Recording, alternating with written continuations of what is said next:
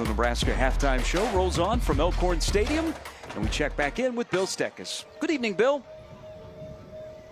Good evening. I love that, Gary. Nice job. All right, so Dr. Scott Reynolds is here from Ortho, Nebraska. He does shoulders and knees, but we're talking about knees tonight. It's ACLs. What are some of the injury factors?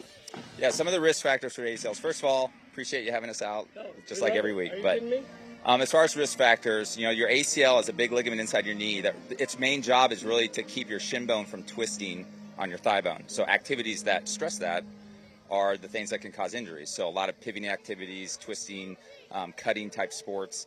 Also landing, if you have bad mechanics, sometimes if you land sort of with your knee in a more knock-knee position, that increases your risk. So some of those different type of basically high-stress activities. Non-contact injuries are actually really what happens most of the time. You always think about getting tackled on the football field, but really about 3/4 of ACL tears happen in a non-contact type way. And then, unfortunately, if you're a female, that's also a risk factor. If everything else is equal, girls have about a 2 to 6 times higher rate of getting hurt if everything else is equal. So, unfortunately, that's also a risk.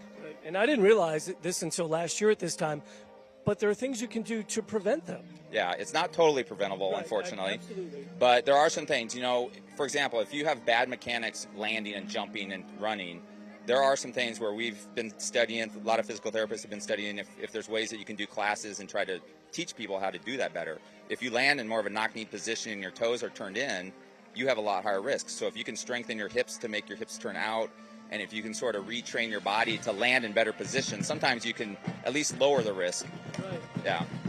And so recovery from surgery, what does that look like? Yeah, unfortunately, if you have surgery, it's not a fun thing. It's a grind.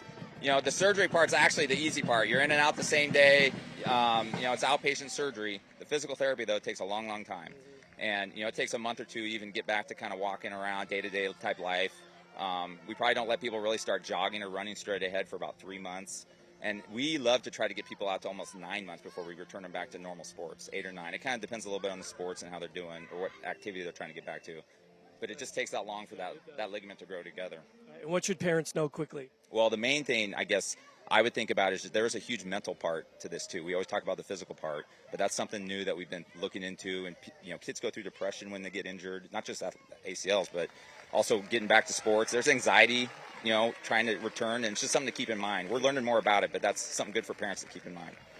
And if they need a Saturday morning clinic, what do you got? Yeah, Ortho, Nebraska, we want to be available and make it just as easy as you can for you guys to get in and see us if needed.